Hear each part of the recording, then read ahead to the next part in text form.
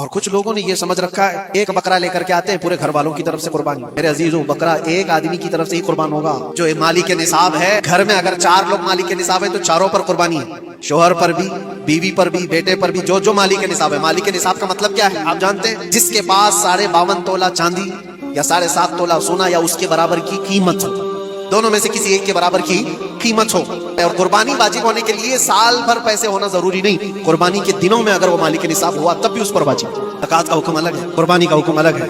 ہاں بڑے جانور میں 7 حصے ہو سکتے ہیں. اونٹ ہوا یا بیل بھینس، یہ جو بڑے جانور ہیں ان جانوروں میں 7 حصے ہو سکتے ہیں اور ان میں شریک ہونا جائز ہے. لیکن 7 لوگ جو شریک ہو رہے ہیں ان کے لیے بھی شرط ہے کوئی ایک بندہ بھی اس میں غلط عقیدے والا بھی نہ ہو اور گوشت کی نیت سے شریک نہ ہوا ہو، بلکہ سب قربانی کی نیت سے آئے ہوں تو سب کی قربانی ہوگی. یہ خیال بھی رہے ضروری ہے. جانور شریعت کے مطابق کا لے، عیب دار جانور کی قربانی نہ کرے. لاغر ہو، کمزور ہو، سینگ ٹوٹا ہوا ہو، کان کٹا ہوا ہو، پیر کٹا ہوا ہو، دم کٹی ہوئی ہو، یا اتنا کمزور کہ چل نہیں سکتا، کھڑا نہیں ہو سکتا، ایسا عیب دار جانور نہ لے. اور دوسری چیز، عیب کس کو کہتے ہیں؟ عیب کس کو؟ کان میں اگر سوراخ ہے تو وہ مکروہ ہے لیکن قربانی ہے اس کی. ہاں سینگ اگر بچپن اس کے پیدائشی نہیں آئے تھے تو جائز ہے اس کی قربانی. آئے تھے اور ٹوٹ گئے تو اس کی مقدار بتائی گئی ہے.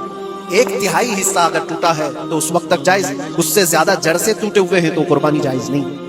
کوئی پیر پورا کٹا ہوا ہے، دم پوری کٹی ہوئی، یہ عیب میں آتا ہے. عیب دار جانور کی قربانی جائز نہیں کرے گا تو وہ گنہگار ہے. افضل کیا ہے؟ افضل تو یہ ہے کہ اللہ نے تم پر واجب کیا، تم جاؤ اپنے ہاتھ سے، تم جاؤ. کیونکہ حدیث پاک میں ملتا ہے کہ تم اپنے ہاتھ سے قربانی کرو اگر طاقت رکھتے ہو. اس کے خون کا قطرہ گرنے سے پہلے تمہارے پچھلے سارے گناہ اللہ معاف فرمائے. یہ افضل ہے. یہ ساری باتیں تھی جو عید قربان سے ریلیٹڈ تھی. اللہ کریم ہم سب کو اس کی رضا کے لیے قربانی کرنے کی توفیق عطا فرمائے.